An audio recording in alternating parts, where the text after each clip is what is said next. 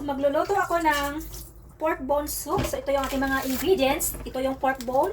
So ito talaga parang bone na konti lang laman. Tapos may laman-laman. So lagyan ko na lang para marami makain din si babae. Nagluluto ako ng pork bone soup kasi holiday bukas. Syempre andito yung mga employer at wala tayong trabaho bukas dahil off natin. So para man may makain-kain din si babae. Dahil di naman aalis na mga yan, dito lang yan sa bahay. So ito magluluto ako ng soup. So ito pa lang yung mga ingredient. Ito yung pork bone, napakita ko na. And then ito yung lotus. Ayan, lotus roots. Ayan, mamaya ko na balatan yan kasi mamaya ko pa naman kailangan yan. Ang tawag nito, peanuts or mani. And then ito, hindi ko alam kung anong tawag nito, parang sounds like cherry. Cherry, awan ko. Basta ano ko pa, i-search ko pa kung anong patawag sa ano na to.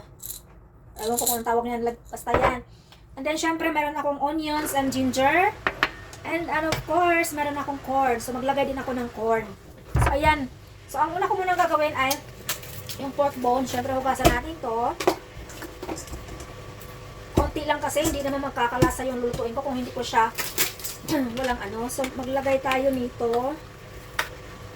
Ayan. Tapos, iwanan ko na lang itong dalawa kasi masyado nang marami pag ano. Yung dalawa, i-reserve ko to for next time.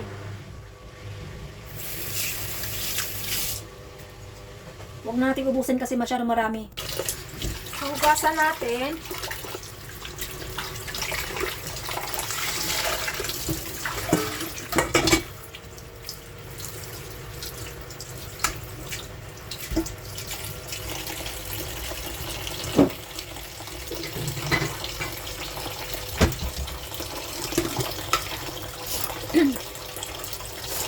So maglagay pala ako ng ang tawag nito, baking soda.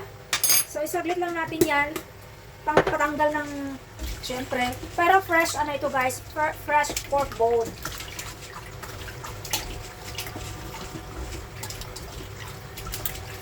Syempre hugasan natin mabuti.